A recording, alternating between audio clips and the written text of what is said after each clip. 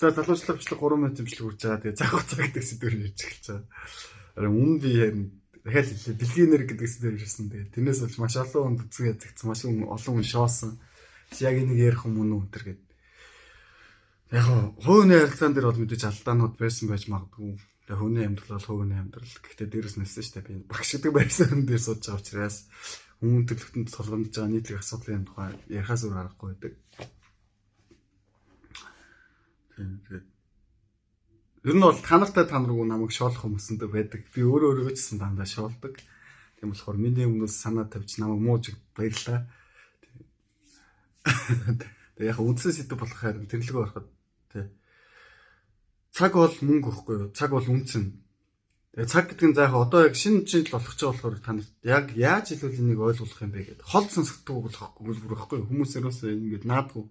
Яагаад хэлвэл дээр юм бэ гэхээр одоо 2024 он 25 он болж байна заяа. 2050 он болоход юу болох вэ гэмтчлэн те. Ингээд жишээлбэл одоо би 24-тэй 25-тай залуу. За 10 жилийн дараа 35 нас хүрэхэд надад хэр үнц нь байх вэ? Намайг хүрүүлж байгаа хүмүүс намайг хин шиг хандах вэ гэдэг бодлого байхгүй. Надад Тэмүүжин шиг харцсан магадгүй. Тэмүүжин те. Тэмүүжин гэдэг чинь Чингис хаан те. Хин ч орлохгүй, ялагдахгүй, өхгүй те нэг гарна штэ.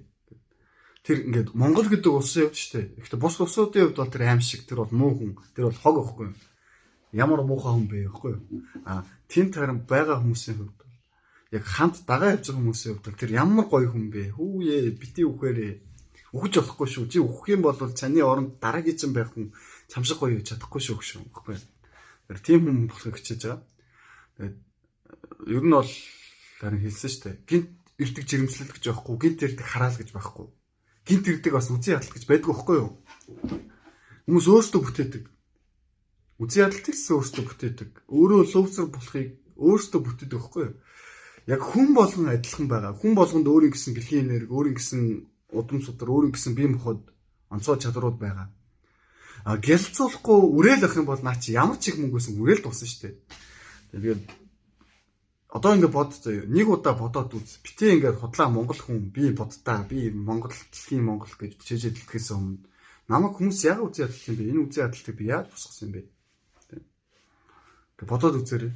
Тэгээд дээрэс нь би 10 жилийн өмнө ямар байсан? 10 жилийн дараа ямар байна? 10 жилийн дараа би ямар байх вэ гэдэг нэг удаа бодоод үзээрэй.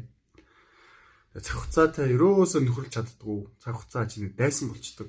Тийм болохоор бүтэн улсаараа бас тийм штэ. 1988 оны Солонгосыг хар 1988 оны Монголыг хар гэдэг нөө тэг ингээ ах нар ихснээр ярих дуртай. Тэгээд үнцэн бүтээгээгүй учраас одоогийн хятад, одоогийн Солонгос, одоогийн Монгол гурвын зөрөө маш их.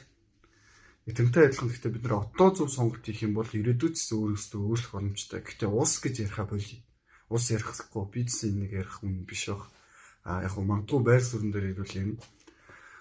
Одоохондоо бол бид нэр яг өөрийгөө ихгүй юу? Өөрийн дотоод улсаа, өөрийн бие махбодоо удирдах сурчих. Тэгээд бити ядуу бай.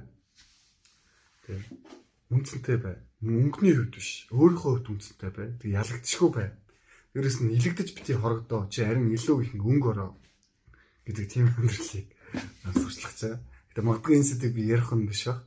Царай муутай, яриа муутай, бас хараа муутай. Гэтэ ямар ч гэсэн шантрахгүй чиж байгаа. Тийм болохоор үнцэн шүү. Дотоод үнцэн бас чухал шүү. Тэгээд дотоод үнцэнээ ч гэсэн өсөх хэрэгтэй. Гомдлоо дивэл хүн болгонд гомдлох сэдв зөндөө байгаа. Тэгээд тэр тусмаа надад ч гэсэн зөндөө л байгаа. Ядчил ингээд оролдож байгаа байхгүй юу? Хичээгээрэй.